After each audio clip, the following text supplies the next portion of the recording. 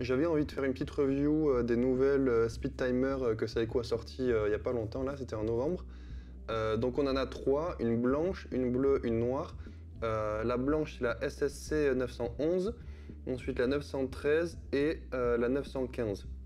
Elle ressemble beaucoup au Speed Timer que j'avais déjà testé, donc celles qui sont dans le style de la 813.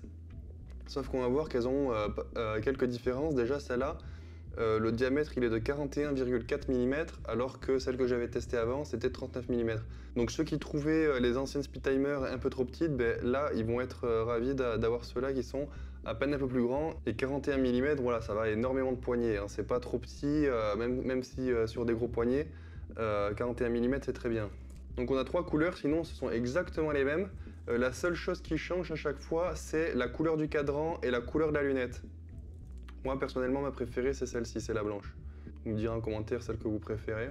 Donc vous avez vu que c'est des chronographes avec tachymètre et le mouvement à l'intérieur c'est un V192, donc on avait déjà vu sur les Speed Timer précédentes et qu'on a aussi sur mon chrono préféré de chez Seiko qui est le SSC 807. Donc c'est un chrono en fait qui est étanche à 200 mètres alors que celles-ci elles sont étanches qu'à entre guillemets qu'à 100 mètres. Ce qui suffit voilà, pour nager.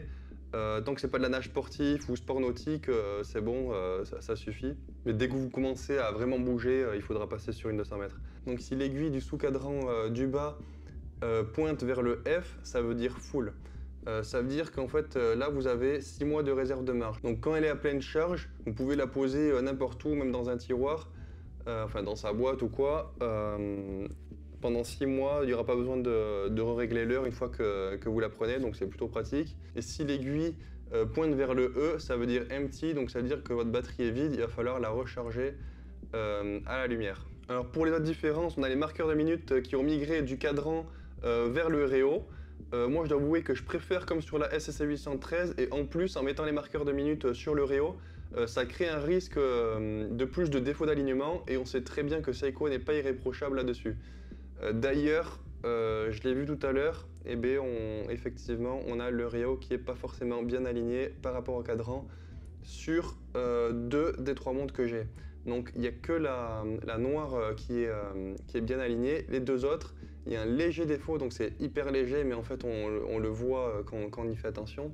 Donc pour les maniaques, faites très attention ou achetez votre montre en boutique, comme ça vous êtes sûr de votre coup, vous regardez qu'elle est bien alignée.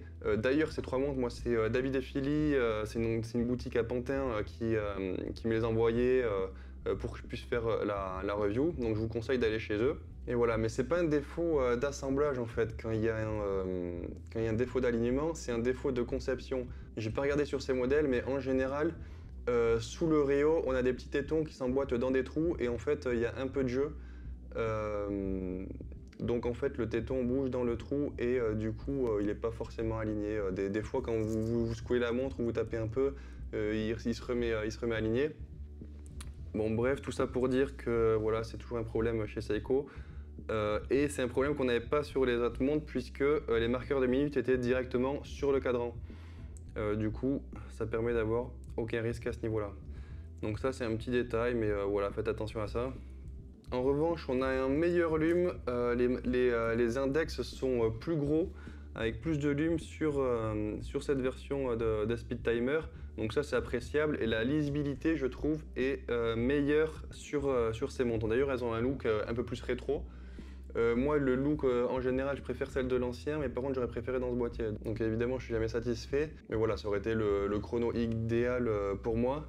Et on a le même défaut, entre guillemets défaut, de la date qui est blanche sur fond noir sur les trois modèles.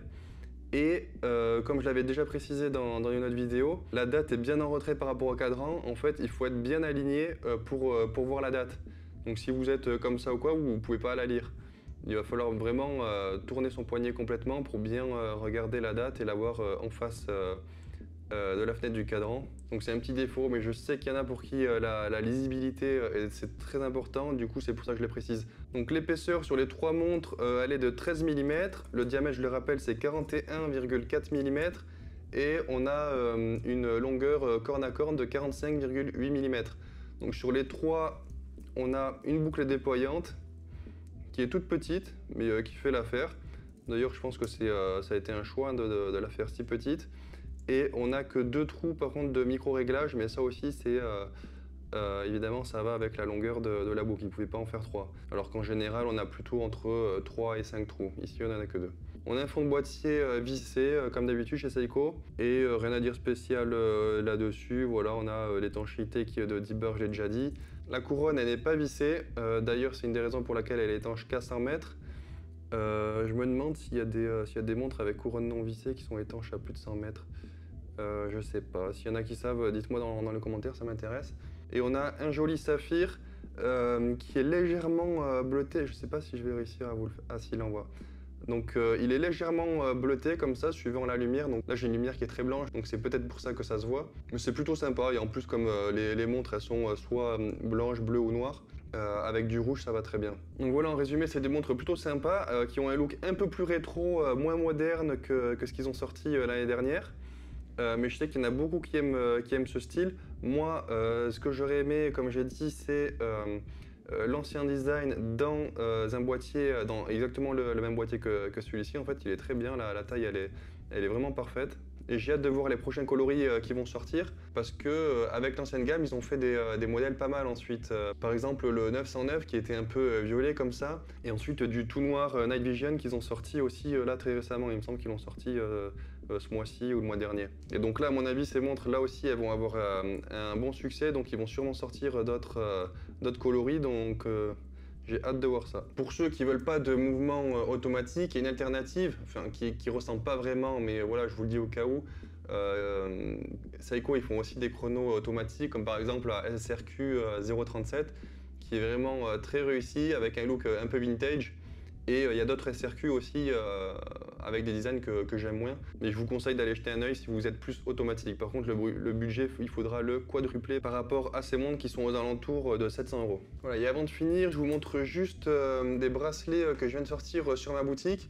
C'est des bracelets en fait qui sont faits pour les SRPD, les nouvelles SSK GMT de Seiko, et les SKX, ou pareil, si vous modez, ça sera compatible avec la plupart des boîtiers style SKX. Donc j'ai fait plusieurs coloris, bleu, vert, rouge et orange. Et voilà, vous avez le choix entre une boucle simple comme ça, qui est plutôt petite, discrète, ou soit la boucle Diver Pro, qui elle se règle à la volée en fonction du gonflement de votre poignet, ou dans le cas où vous faites de la plongée et vous portez une combinaison de plongée, mais dans ce cas là voilà, il n'y a pas besoin d'outils ou quoi, vous pouvez le régler, c'est très facile. Et voilà, je voulais juste vous montrer ça parce que je sais qu'il y en a pas mal qui cherchent de rubber pour les SSK GMT qui sont sortis. Je crois pas qu'il y en a beaucoup qui ont sorti des rubber, donc ça c'est une possibilité, et ça va aussi sur les SRPD 5 Sport, donc les mêmes mais qui ne sont pas GMT. Donc voilà, donc dites-moi si cette vidéo vous a plu. Est-ce qu'il y a des montres en particulier dont vous voulez que je fasse la review? Moi j'ai des petites idées pour les prochaines, mais voilà, si vous avez des idées, que je vois une montre qui revient souvent en commentaire, eh bien, je la testerai. Si vous avez des questions, n'hésitez pas à les mettre en commentaire. Bon mode.